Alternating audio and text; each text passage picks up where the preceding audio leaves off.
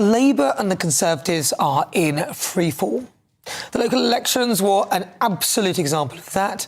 Labour lost 198 out of the 296 seats that they were defending, so pretty much two-thirds of them.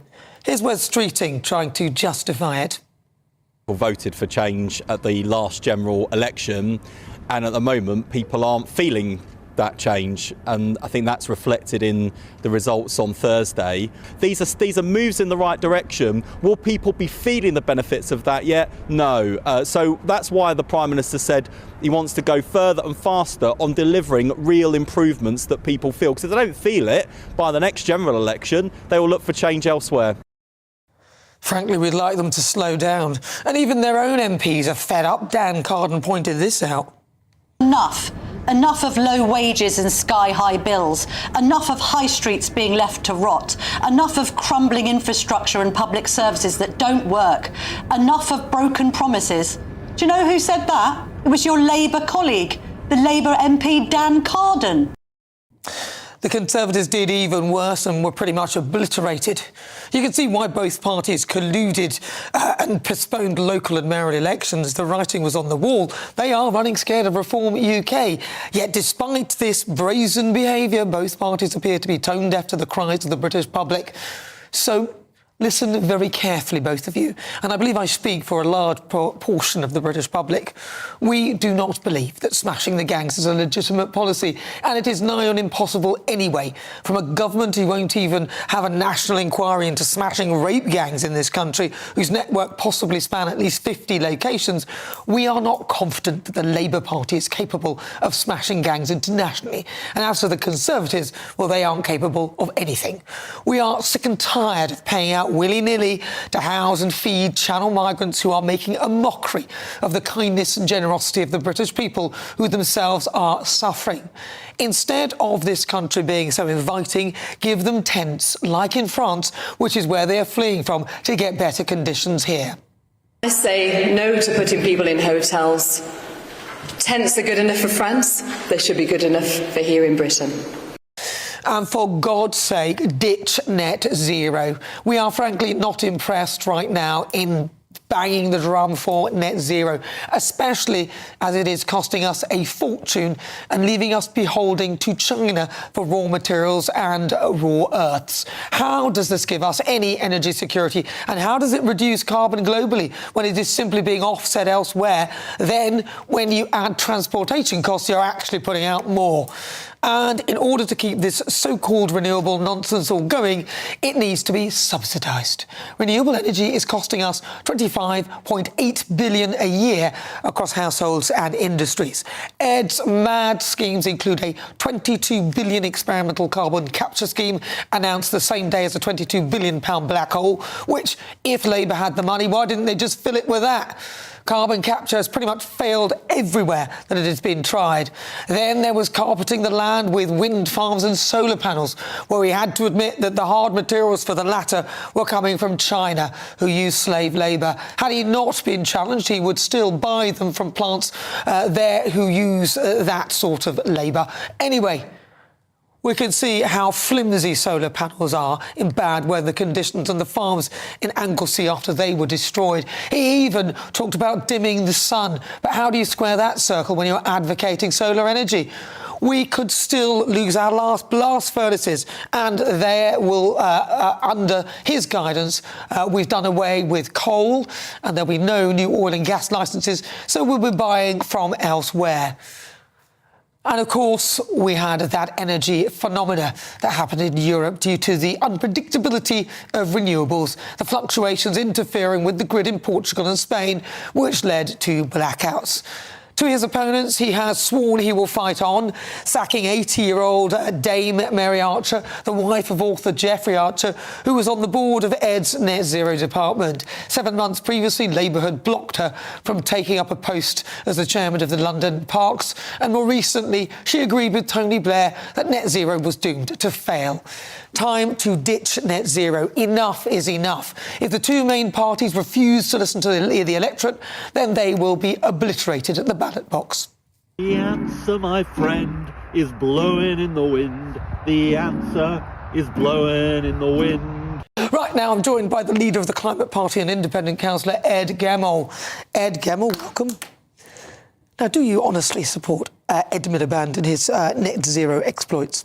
Well, I don't think he knows what he's doing, but I do support net zero as a fabulous stimulus to actually put more money into our economy and grow our economy. In what way? Sorry, because we're spending 25.8 billion to subsidise these renewables. So how is it putting money in? Putting money in. It's not putting money in as well as it should be at the moment. So it's not, is it? Because we're simply not doing it very well. You know, I mean, what we should be doing is looking ahead, looking at what's coming down the track, and projections at the moment from McKinsey's and others is there's going to be up to 12 trillion in net zero trade coming up in 2030. So that's global trade, $12 trillion US dollars. But you say this, but give us an example of one of the things that it will be coming from.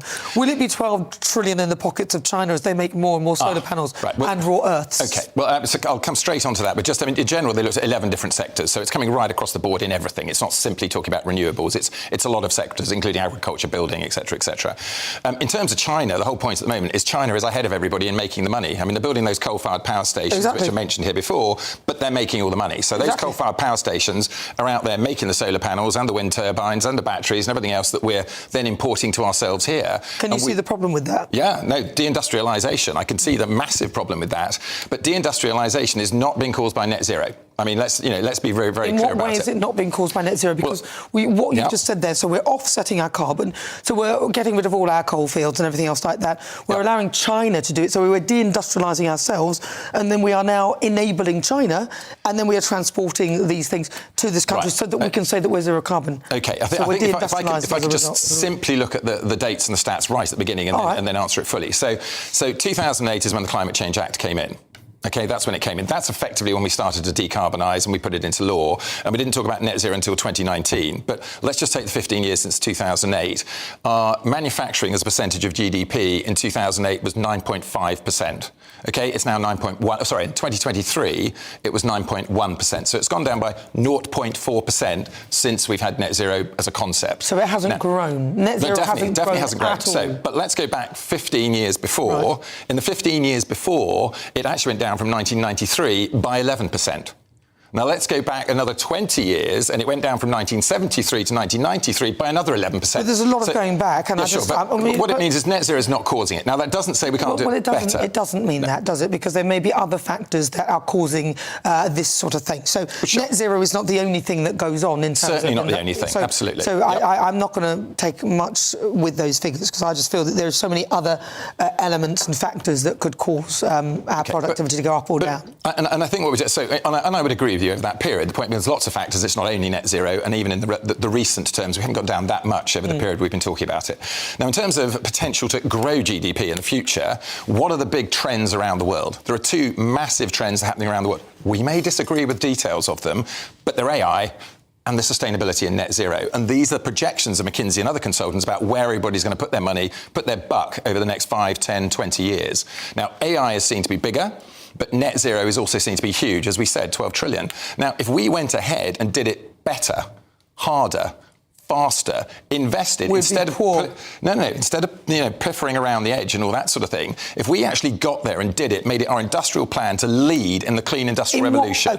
In what world can we lead with net zero if solar panels, which are all made in China, we don't have the coal required to create them. Right. In what world can we lead in those technologies? Because we don't have the facilities to produce them. Right. And even if we did produce them, we'd have to get those things from somewhere else. And then that would then break net zero because we'd have to open coal and gas and all the other things. We've got to change. So a few different things in there, both in terms of the detail and the general. So in the general sense, we've got to change our attitude to buy it cheap tomorrow. That's what we've been doing for decades. Buy it cheap tomorrow is why we import all this stuff from China. And whether that's consumers buy it cheap tomorrow, government buy it cheap tomorrow, too much buy it cheap tomorrow. Think now, slightly longer term, which politicians aren't very good at, I grant you. Think 5 years, 10 years, 15 years, not just tomorrow, votes tomorrow, poll tomorrow, etc. Now, if we actually think like that, then we have to have a proper strategy to do it. So in order to move ahead, what we do is we do all the big stuff and we start innovating. In World War II, when we had to innovate quickly, and very pertinent considering what's happening tomorrow, in World War II, there were Liberty ships that we were building before the war, and I think it's about 140, 150 days. In the middle of the war... We were using coal and gas. Oh, no, sure. But it's, it's more about the innovation cycle and the Yeah. opportunity. If you think big, go for it and have a proper plan. In the middle of the war, one of those ships was built in 4.5 days, and the average was about 40. So we accelerated that innovation cycle by 5 to 50 times. Now, think of what we're doing at the moment, whether it's in energy, agriculture, construction, whatever it is, and all the innovations we're doing, and particularly in energy, think tidal power as an opportunity.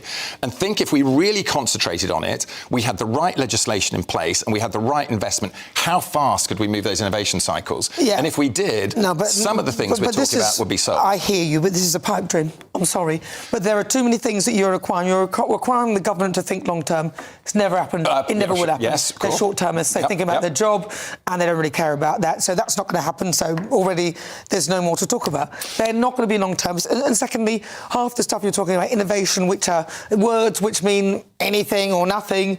A lot of these innovations need coal, gas, and all the things that we are using in other countries so that we can produce the things here and then say that we have zero carbon. So frankly, and also, Ed, we might be wrong. Carbon might not be the enemy. Well, OK, probably don't go there. I've got about 1 minute, so go on. Right, so I think what it needs is politicians with guts. You know, politicians have got to have the balls and they've got to actually go for it and they've got to see, big mission, take the country with them and do it. And the alternative, what is it? The Office of Budget Responsibility is suggesting our national debt is going to be 3 to 6 times higher in the next 50 years. That is devaluation of the pound, restructuring of the economy and everything else. So the alternative is, to the big mission is what? Well, no one's giving me an alternative. The OBR are often wrong, to be honest with you. I wouldn't trust them as far as I could throw them. Our debt has been going up for decades, the trend is correct. And frankly, net zero is costing us a fortune and we are all somewhat poorer as a result of it. And remember... Because we're not doing it properly. No, that's not true, Ed. It's because we're buying things from China. They are raping the earth of all their raw materials, minerals and everything else like that. We should do it here. People in Niger and all those places mining for all those things and reindustrialise labour. Reindustrialise it, yes. Put the clean tech in here, the clean technologies, do it here, earlier, harder. We'll need green coal steel, and green gas. cement, Green produce steel, tidal power. You should surely know is not as strong. We don't have the technology to create that yet. It's being created in Sweden. They've got a company there which has taken 1.5 billion of equity and it's now just raised 4 billion of debt. It's going to produce the same amount of steel as Port Talbot was producing. Green, virgin steel, 95% decarbonised. They're doubling the capacity by 2030. Same kind of cost as us putting in an electric arc furnace. We are behind the times. We don't have the courage. We're not thinking of the future. I think we are, and a lot of us can just about afford the future, and that 25.8 billion in subsidies for net zero.